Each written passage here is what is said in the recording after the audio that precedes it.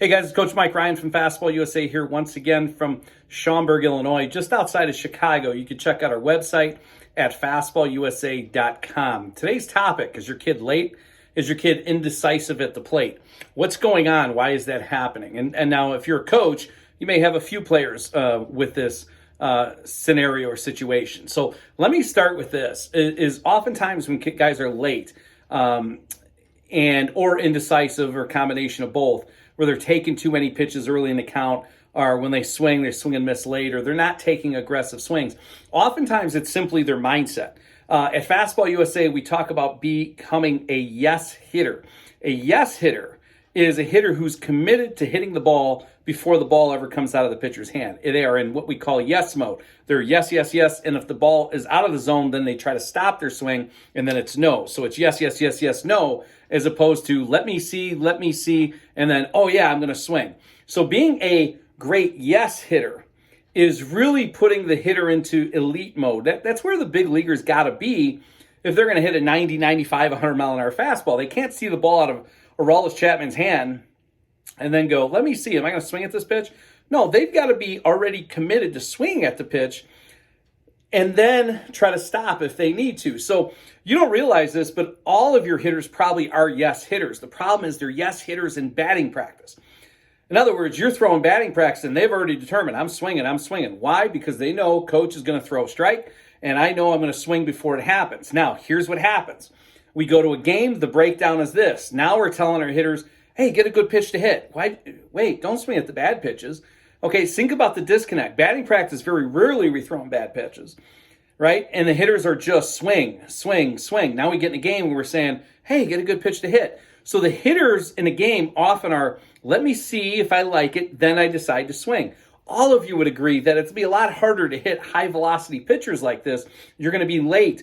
Sometimes you're going to be indecisive, okay? So how do we create a yes hitter in the game? Now, we do things in our practice and our training to do this, and one of them is what we call 50-50 drill, where we misfire balls and then bring balls back into the hitting area. Now, when I say misfire, we're not missing by a little bit, we're missing by a lot. So we miss one high, one way outside, and the next one might be in the middle of the plate. And the key is this hitter still committed? Is he still a yes hitter, or did I get him distracted enough where now he's late on the fastball, even in batting practice? So that's a challenge. You mix in just as many non-good pitches as you do good pitches, and let's challenge to see if he still stays in good batting practice mode. And I think coaches, a lot of you will see out there that if you just groove batting practice, the hitter looks pretty good. Once you start throwing, two way off and then one back in, you'll see the hitter may not be quite as good. And right there, that's a nice little way to practice being a yes hitter. So if he's in yes mode, pitches over his head, it's really to reinforce them to the confidence that they get stopped.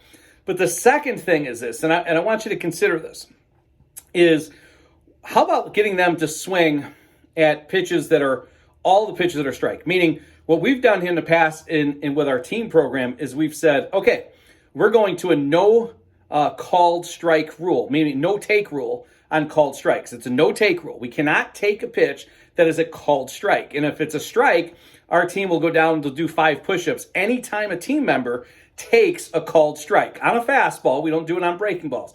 Now, you may think, well, that's insane. You're giving the guys punishment. We're not giving them punishment. It's what I would call, it's getting their attention. It's more of an accountability thing and to show them that we're serious. If they take a called strike, okay, we're doing 5 push-ups. Now, why would we do that? That is specifically important for the guy who tends to be a little bit late or indecisive at the plate. And a lot of times when people strike out, which one do we remember? They remember strike 3. Strike 3, you're out. And they go back to, that pitch was 2 inches outside, the umpire stinks, da-da-da. But really it was strike 1 that nobody remembers. And strike 1 was right down the middle and he didn't swing. And that's where the indecisiveness or the lack of aggressiveness and the let me see hitter, let me see, and then he gets frozen. And then when the velocity starts going higher, these let me see hitters look a lot worse because they're not committed to swing. They want to see it, then decide, and then swing. You cannot hit high velocity pitching like that, as you know. So when we implement our non-take rule, what we saw is in this experiment, it started off as an experiment. We liked it so much, we added it with multiple levels in organization, and then we personalized it to certain players. Now, when we added this, what we noticed that was number one, it was easier for our guys to hit a higher velocity. That was number one. Number two, the strikeouts went actually down. They didn't go up. We actually made more contact. And it makes sense. You think about it. Because if you have a hitter that takes one strike in a bat, a hittable pitch, now he may foul one off, right? And now he's in a hole and he's fighting for his life. So what we're doing here is we're taking that away. And at times our guys may expand the strike zone, absolutely. But they're still taking an aggressive swing. And it's a very important lesson to learn. So if you're in the coaching world and you're all about development, especially with the younger players, high school or lower, don't be afraid to implement a no-take rule into your program if you have to do it with the whole team or certain players, or do it just for a few games till they get in the mode, or do it for the whole season. Whatever you think, because we want to get these hitters swing first, and then go from there. And I'll leave you with this. Keep in mind these statistics, and these are directly from Major League Baseball. The highest batting average over a 3-year period on any count was 3-0. 3-0, hitters were hitting over 400. It was like 407, something like that. But after that, one of the highest counts after that was 0-0. 0-0 counts, no balls, no strikes, was one of the top, was like in the top 3 of all the counts. Now, also keep this in mind. With less than 2 strikes, all Major League hitters hit over 300. With less than 2 strikes, they hit over 300. That means not only are they having success 0-0, they're having success 1-1, 2-1. So I always tell our hitters, understand that you either have 2 strikes on you or you don't. We have to be aggressive with less than 2 strikes if we're going to be a good hitter. Now, with 2 strikes, the interesting stat is every count with 2 strikes, the hitters hit under 200. Every count, with the exception of 3 and 2, and the highest average was 211.